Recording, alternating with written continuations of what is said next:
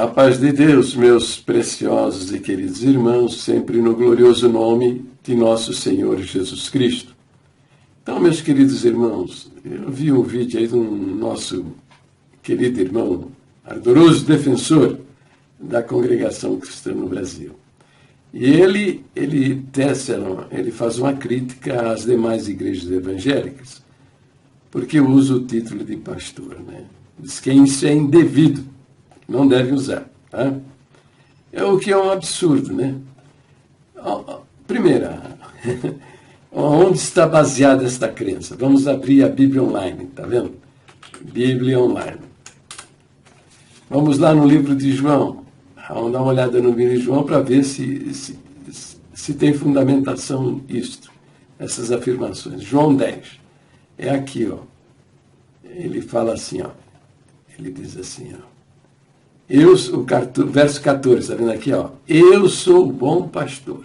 Então, aqui o Senhor Jesus está usando uma figura, né? A imagem do bom pastor, que remete você, que lhe dá a ideia, né? Do cuidador, né?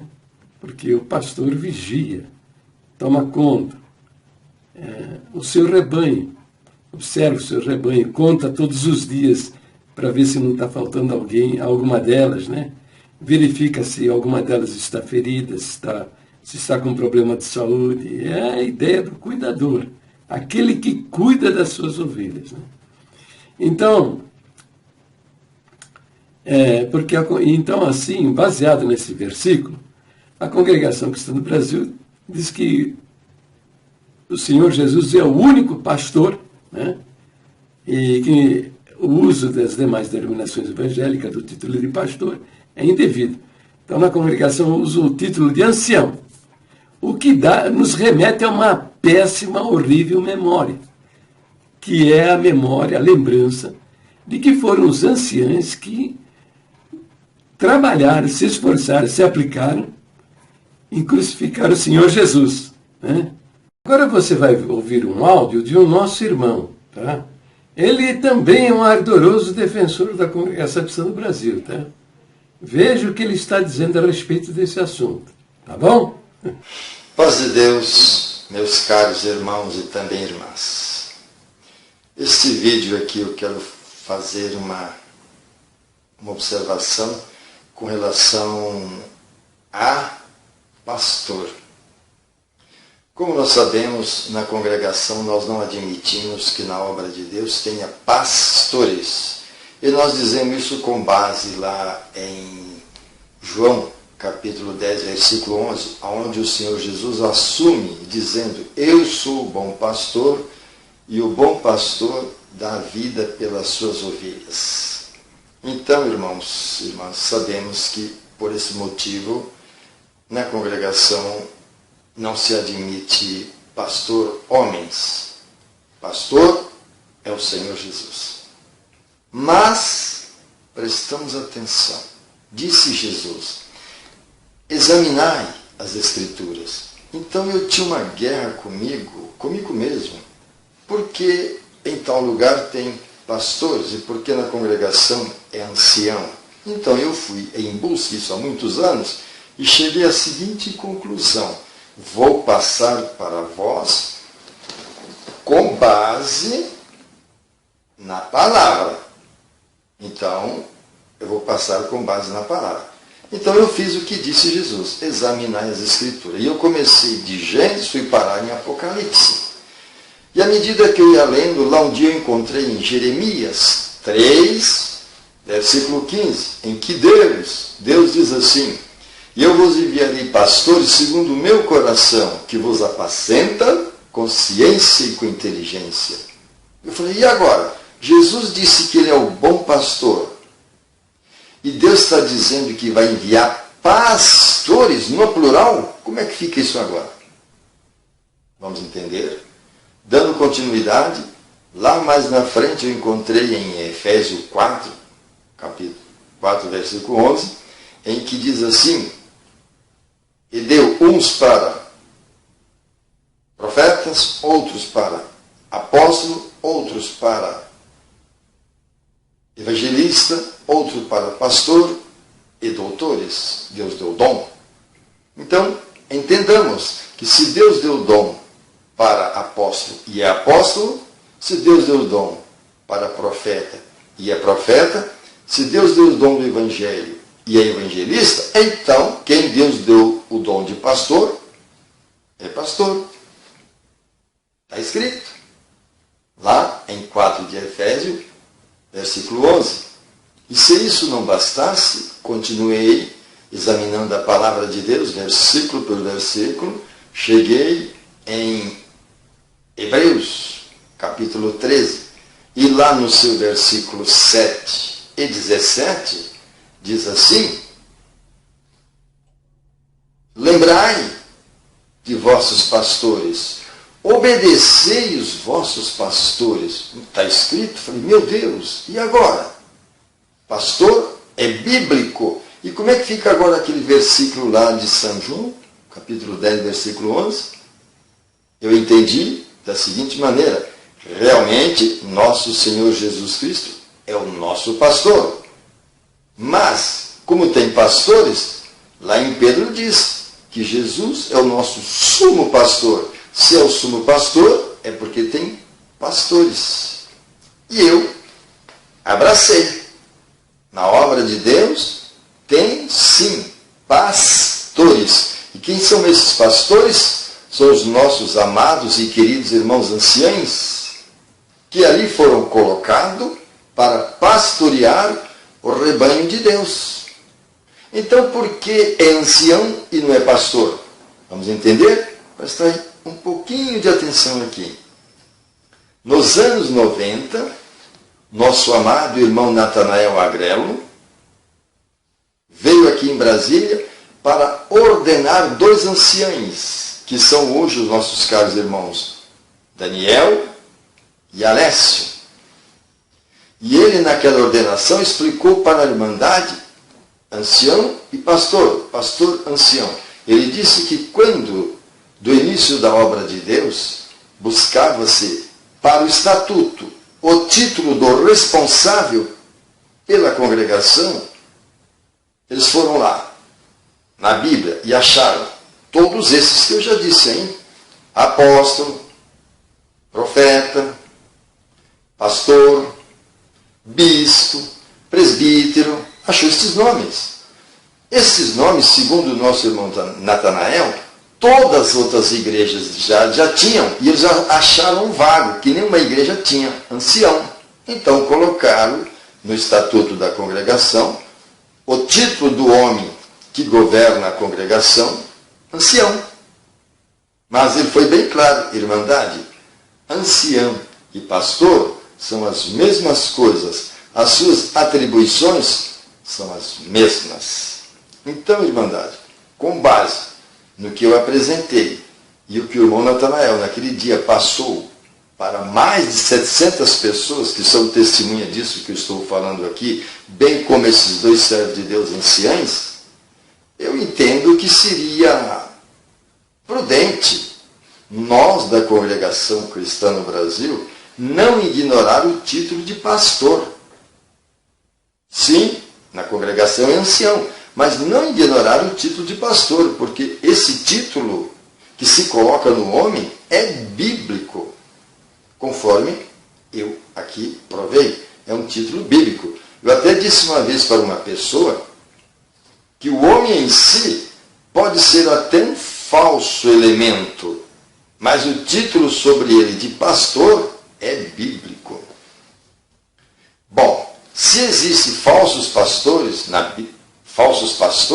existem falsos anciães também. Na Bíblia fala sobre falsos pastores e falsos anciães, da mesma forma. Então, eu espero que a Irmandade tenha compreendido esta minha mensagem. Não ignoramos o título de pastor no homem, porque é bíblico. Não combatemos esse alguém que tem o título de pastor, porque ele está certo, é bíblico. Bom, então ele está defendendo. A congregação defende, condena, né? É uma arma de guerra também. O véu, o dízimo, ósculo santo, título de pastor, São as armas de guerra para combater as denominações evangélicas, usando sempre o pior exemplo, né? Como se eles fossem uma maravilha. Então tá bom. Então, diz que não devem usar o título de pastor. Tá? Agora veja, então não deveria usar o título de advogado também, não é verdade? Os irmãos de ministério formado em direito não deveriam usar o título de advogado. Entendeu por quê? Porque, vamos ver, ó, o Senhor Jesus é o nosso advogado. Veja, vamos lá em 1 João. 1 João, versículo 2, diz assim, ó, meus filhinhos, estas coisas vos escrevo para que não pequeis. E se alguém pecar, temos um advogado para com o Pai, Jesus Cristo justo. Então, Jesus é um advogado.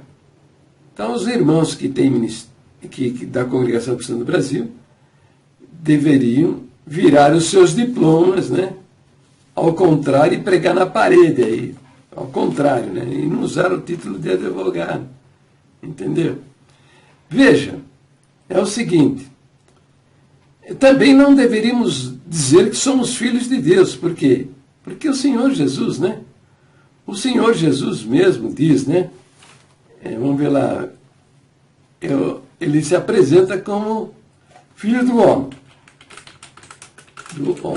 Ele se apresenta muitas vezes no Novo Testamento como filho do homem, que é uma expressão hebraica que significa filho de Deus.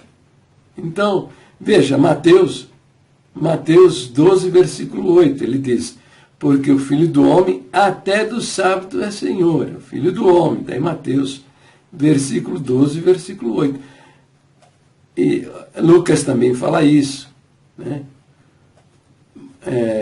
Marcos 2, 28 também. Lucas 17, 30, ele diz, assim será no dia em que o Filho do Homem se há de manifestar.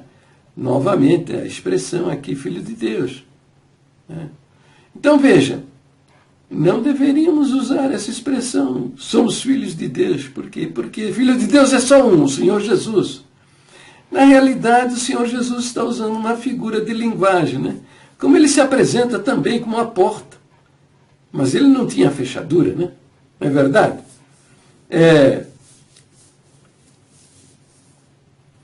Eu sou o pão, né? O pão que desceu do céu. Mas ele não tinha fermento no seu corpo, nem farinha de trigo, né? Seu corpo não era constituído de fermento e farinha de trigo. Então, isso tudo são falsos fundamentos. Na realidade, falsos fundamentos para combater as demais denominações cristãs. Então, veja a incoerência destes homens, né?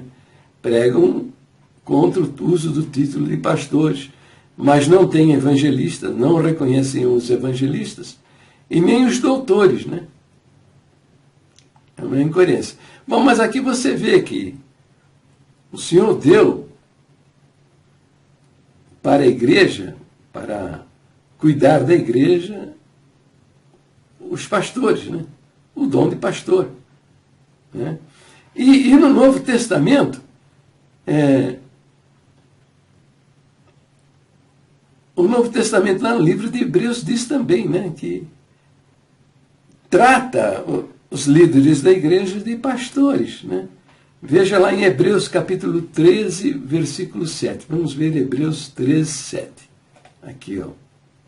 Hebreus capítulo 13, versículo 7. Cadê Hebreus? Cadê Hebreus? Ora, onde está? Ah, está aqui. Hebreus 13, 7. Diz assim. Lembrai-vos dos vossos pastores, que vos falaram a palavra de Deus, a fé dos quais imitai, atentando para a sua maneira de viver. Entendeu? Então, o autor do livro de Hebreus, dirigindo-se aos líderes das comunidades cristãs, está legitimando o uso do título de pastor àqueles que preside uma comunidade cristã. Veja o verso 17, novamente.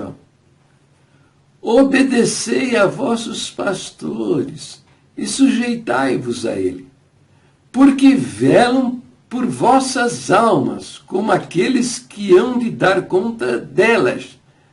Entende? Bem, agora eu vou dar uma repassadinha, tá? No que disse o nosso irmão lá no seu áudio, né? Nos versos que falam sobre os pastores, que isso, veja, isso é até profético, né? Que o Senhor daria os pastores para a sua igreja. Vamos prestar atenção um pouquinho nisso que eu quero que vocês entendam. Diz assim: e dar-vos-ei pastores, segundo o meu coração, os quais vos apacentarão com ciência e com inteligência. Consciência é com o conhecimento, né?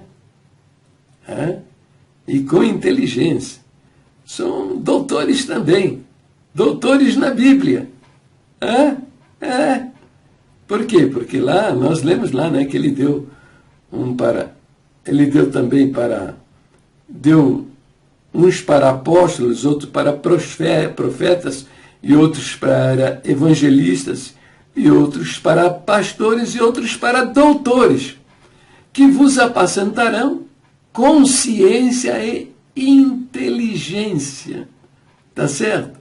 Então lá, até o Senhor deu, né? Ele prometeu dar, e deu de fato, estão aí, né? Não é só isso não, veja bem, o capítulo 23, versículo 4, vamos ver o capítulo 23, versículo 4, diz assim: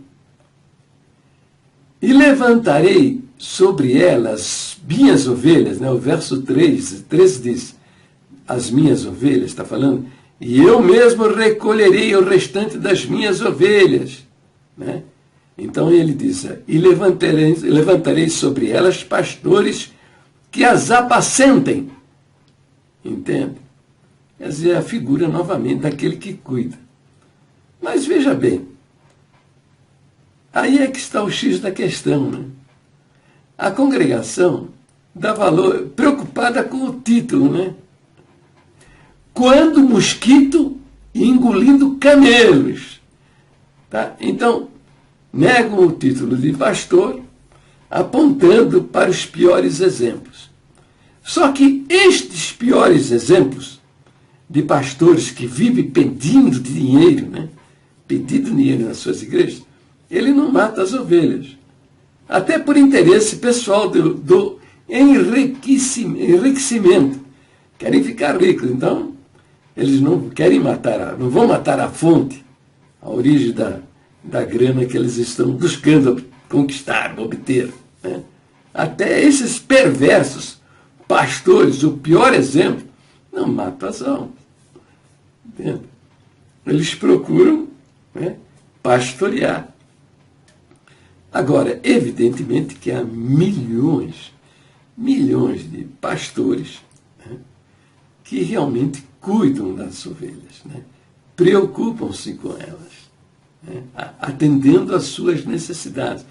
São pastores que visitam as famílias, querem saber os seus problemas, gastam tempo no aconselhamento, tempo na oração, orando com elas, entendeu?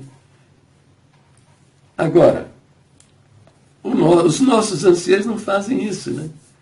Por que que eles não fazem isso, gente? Porque eles não têm tempo. Eles não têm tempo. Eles estão correndo atrás dos seus próprios negócios. Entende? Então, a congregação, em vez de mudar o seu comportamento, sua atitude, se colocar de acordo com a palavra de Deus, eles fazem da exceção uma regra, né? Eles usam lá o versículo lá de 1 Coríntios, né? Vamos lá ver 1 Coríntios. É bom repetir isso aqui, porque, quem sabe, né, aconteçam mudanças, né? 1 Coríntios 9. Né? No capítulo 8, no finalzinho, né, no capítulo 8, Paulo está discutindo a respeito das coisas sacrificadas aos ídolos, né? E que comer ou não comer carne sacrificada aos ídolos não quer dizer absolutamente nada. Tá? Mas Paulo está dizendo, se um crente imaturo, criança em Jesus Cristo, ver você comendo carne sacrificada aos ídolos e se escandalizar, né? Então não coma, para não provocar escândalo. Isso ele fala no capítulo 8, e lá no final ele diz isso, que por isso, se a comida escandalizar o meu irmão, nunca mais comerei carne, para que meu irmão não se escandalize. Então, no capítulo 9, né, ele começa a fazer a sua defesa. Né? Por quê? Porque a igreja de Corinto era problemática, veja. Olha só a opinião que eles tinham a respeito do apóstolo Paulo. Eles diziam, como é que é? As cartas são fortes, mas a presença é fraca. É isso? Deixa eu ver se é isso. Está aqui. 2 Coríntios, capítulo 10, versículo 10. Sobre as cartas de Paulo, eles diziam, porque as suas cartas, dizem, são graves e fortes, mas a presença do corpo é fraca e a palavra desprezível. Entendeu? Então veja, eles tinham esta opinião a respeito do apóstolo Paulo. Entende? Então, eles desconsideravam muito o apóstolo Paulo. Inclusive não o consideravam como um apóstolo. Ele diz lá em 1 Coríntios, capítulo 9, verso 1, ele diz, não sou eu apóstolo. Entende? Se eu não sou apóstolo para os outros, ao menos o sou para vós. Porque não sois vós a minha obra no Senhor. Então ele vai se defendendo. Esta é a minha defesa para com os que me condenam. Está se defendendo, porque os crentes de Corinto eram mesquinhos, entende? Negando, não queriam sustentar o apóstolo Paulo no exercício do seu ministério. E ele fala no verso 4, não temos nós direito de comer e beber?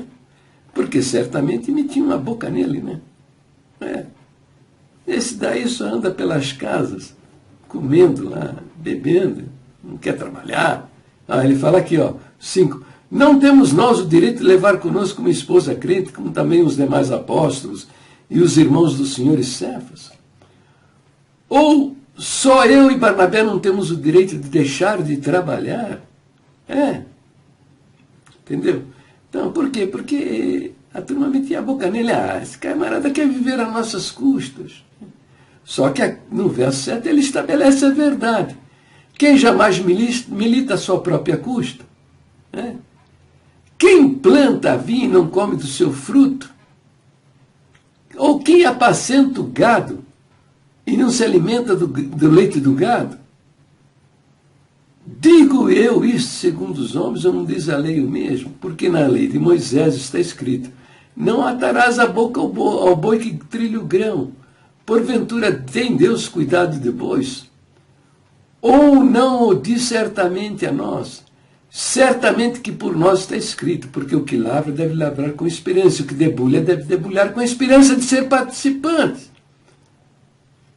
Então, e depois ele diz assim, mas nós não usamos deste direito, antes suportamos tudo, para não pormos impedimento algum ao Evangelho de Cristo. E depois, em 14, ele diz assim, assim ordenou também o Senhor aos que anunciam o Evangelho, que vivam do Evangelho. Mas fala, mais nenhuma destas coisas usei, e não escrevi isto para que assim se faça comigo, porque melhor me fora morrer do que alguém fazer vã esta minha glória. Então, é claro, esta é uma exceção. Paulo, referente à igreja de Corinto, era uma exceção à regra. O que acontece é que a congregação cristã do Brasil, né, prefere fazer da exceção uma regra e fica o tempo todo apontando o dedo para os outros. Na realidade, são assassinos de almas, porque batizam de qualquer maneira, batizam bêbado, drogado, viciado, endemoniado, amaziado, entende? Lá na frente aparece a contradição e eles vão matar. Nesse absurdo, né, na desobediência do ensino da palavra de Deus, né, ficam com esse discurso de que não devemos usar o título de pastor. Né? Mas são assassinos de almas. Na minha experiência, ó, 1974, meu casamento, até 2004, que começamos lá o movimento, né? Não para destruir a congregação, nunca fiz isso. Né? Eu trato os irmãos aí com carinho, tá? A Irmandade é muito especial para mim. Tá? E mostro isso mostrando que vocês adoram, né? O templo. Né? Às vezes coloco um hinozinho, que vocês têm uma idolatria pela orquestra, entende? Tá? Para vocês, é a minha mensagem, passando a vocês o recado que eu não sou inimigo de vocês. Né? Eu sou inimigo destes homens, né? Que são maçons satanistas. Né? O maçom, tem maçom que não é satanista, a grande maioria, entende? Não são satanistas. Os satanistas é que se valem da maçonaria para tomar o controle das igrejas, das organizações, tal, porque se valem dos sinais. A maçonaria dá esse recurso, os sinaizinhos com os olhos, com os pés, com as mãos, entende? Com a boca, com palavras-chave, entende? E assim eles decidem em grupo, em bloco, e tomam controle da comunidade, da organização, entende? Esse é o esquemão deles, entende? Então, tomaram o controle da congregação cristã no Brasil, tá? E mataram almas. Eu, nesses 30 anos, né, já apresentei um número, milhares de almas, né? Usando aí alguns números, né? Usando que lá em 1974 teria quanto? 2 milhões de crentes, né? E baseado nesse valor, nesse número de 2 milhões de crentes, fiz uma conta assim meio maluca. Teve até contestação, né? Dizendo que lá em 1974 não era 2 milhões, era 1 milhão e 200 mil crentes. Né? Mas qualquer número que você use, o resultado será absurdo, né? 1 milhão e 200, tá? 1 milhão e 200, vai.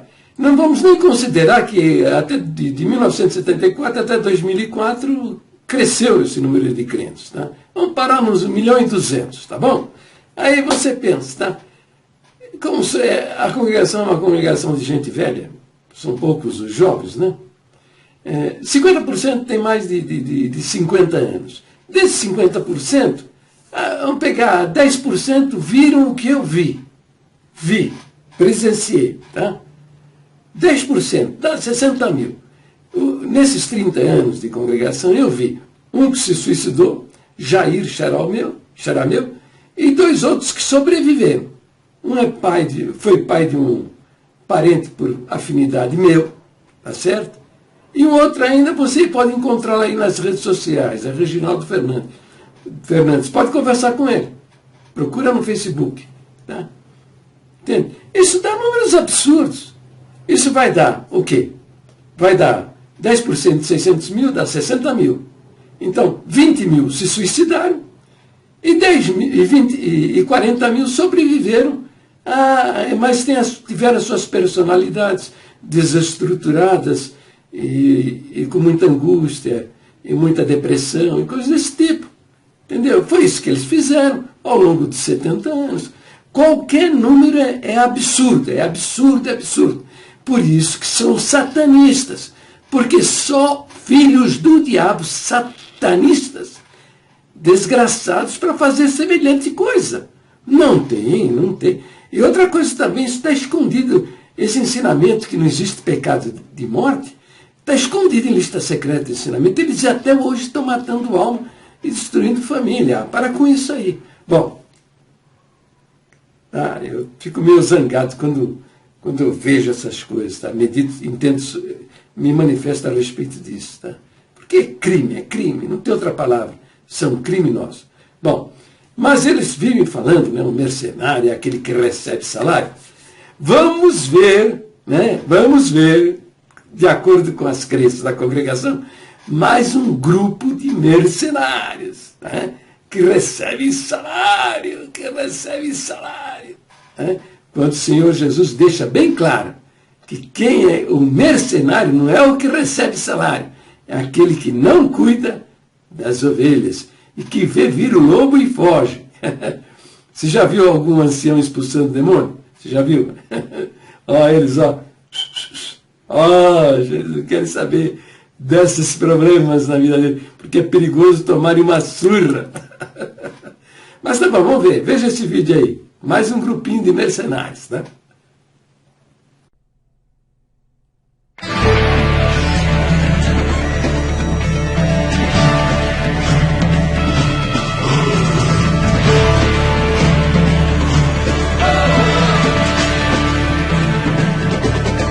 E grandes coisas Ele vai continuar fazendo na minha vida e na sua vida e na vida de muitas pessoas. Porque esse Jesus, Ele não veio simplesmente para o negro. Esse Jesus, Ele veio para todos. Quando o anjo anunciou a vinda de Jesus Cristo, Ele disse para Maria: Maria, tu és escolhida, tu és agraciada, e de ti, Maria, sairá um varão que regerá todas as nações, e o nome dele será chamado Emanuel. O Evangelho pregar.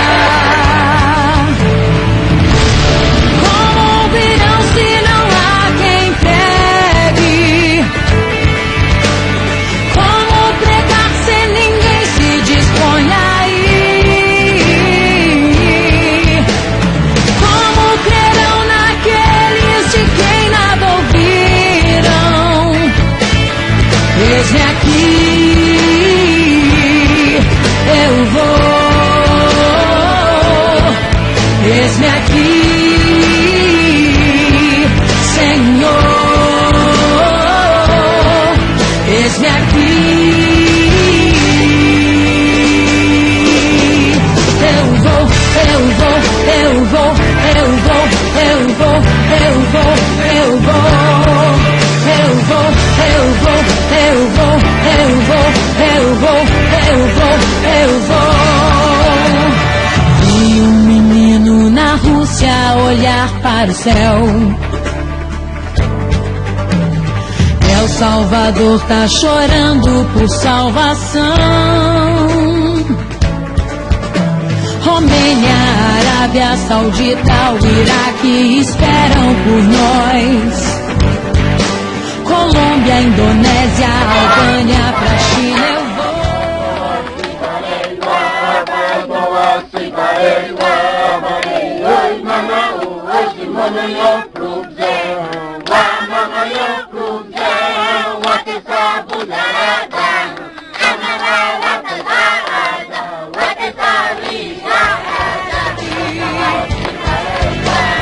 Como pregar se ninguém se dispõe aí?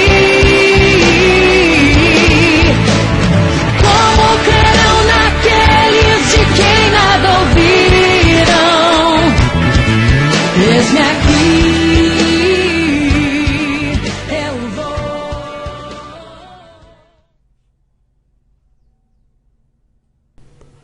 Então tá bom, né, meu querido irmão, minha querida irmã? Você está vendo que eu estou falando a verdade, mostrando na Bíblia quais são as nossas verdadeiras doutrinas e o que a Bíblia diz a respeito delas.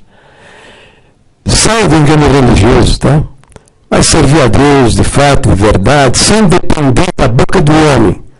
Se você não é crente, é um homem religioso, se arrependa, confie somente no sangue do Senhor Jesus para a salvação da sua alma.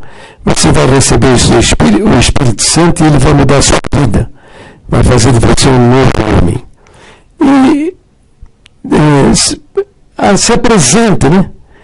Diante do Senhor para fazer a sua vontade, onde Ele quiser. aonde Ele quiser, até por dos anjos, onde for da sua vontade, diga a Ele: Senhor Jesus, eis-me aqui, envia-me a mim. Deus abençoe a todos, divulgue os meus vídeos nas redes sociais, se inscreva no meu canal e fiquem todos na paz gloriosa do nosso Deus, sempre no precioso nome do Senhor Jesus.